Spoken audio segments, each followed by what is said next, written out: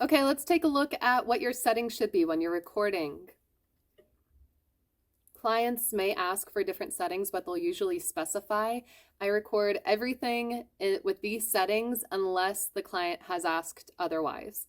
So your sample rate is measured in hertz frequencies. 44,100 is standard. They might phrase it as 44.1. I have some clients ask for 48, or if you're doing something like a very low quality voicemail that has specific standards for the file that your client can upload, they'll ask for it in something like 8,000. So whenever you play it back to yourself, it's going to sound distorted, but once they put it through their software, it corrects itself. You want to record in mono, not stereo. Stereo, I think, is more for like, I don't know, movies and music, I guess, but you record in mono for voiceover. And then your bit depth is 32 float is pretty average.